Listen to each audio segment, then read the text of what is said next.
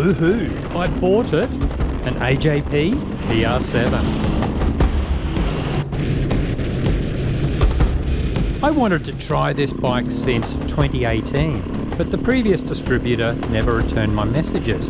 However, the new national distributor seems to be very serious about establishing the brand in Australia. I finally had a test ride 4 weeks ago and loved it. All the PR7s in the first shipment were already sold, but apparently there was a cancellation and now this beast lives in my garage. I usually don't get too excited about a new bike, but this one is different. The only other time I was this enthusiastic was when I bought a brand new Husaberg FE570 in 2012. I fell in love with it immediately.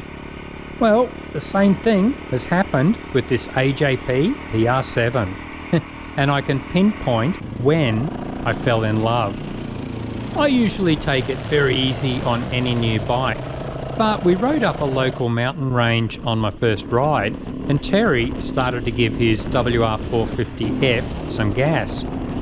I already knew from my first test ride that the PR7 feels incredibly stable on dirt roads, but I was running 25 psi in the tyres and expected the AJP to be slipping and sliding all over the place. Well, it reminded me of that FE570 all those years ago. Everything just felt right. The engine, the suspension, the handling. I already knew the inline stability of the PR7 was great for highway speeds on the dirt roads, but it also feels nimble on slower, tighter tracks like this. I suspect the centralised low positioning of the fuel tank under the seat is part of the reason. The engine. All big fuel-injected 4-strokes are too snappy, especially at idle, and don't run well until you remap them, due to emission laws. Well, not this bike. The PR7 actually feels like it has a carburetor.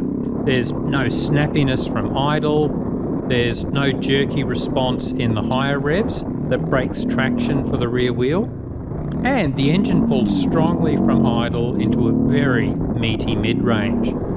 I still haven't revved the PR7 yet, but there's so much grunt I doubt I'll ever need to rev it much. Then there's the suspension. Usually there is a lot of messing around with adjustment to get a reasonable compromise after several weeks. Well, the Sarks, forks and rear shock were perfect, at least for my 90 kilograms weight. Plush over the small stuff, absorbing the landing from jumps with ease. I definitely overcooked the PR7 on one jump.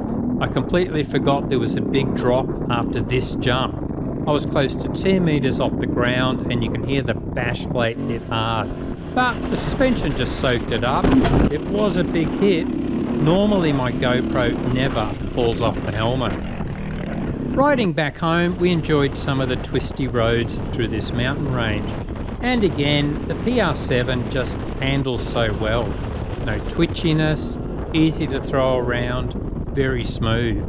It felt surprisingly similar to the twin-cylinder adventure bikes I've ridden over the past few years, like the Tenere 700 and KTM 890, except this is 40 to 50 kilograms lighter.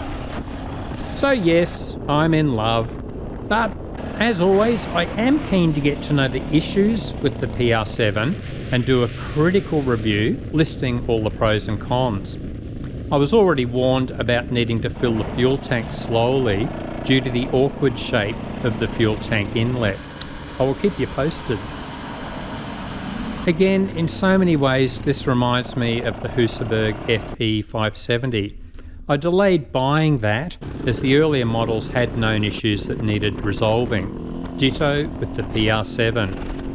The first few models had a few issues, but by 2022, AJP appear to have resolved almost everything. Husaberg was a boutique brand that rapidly established a reputation for innovative design, reliability, and bikes that simply worked great. The PR7 seems to be in that category. Anyway, it's very early days, But it is so good to be so excited about a new bike again because it just seems to fit so well. I'll try to get a lot of riding in and get a comprehensive review on the way. And now I need to learn some Portuguese. Até mais!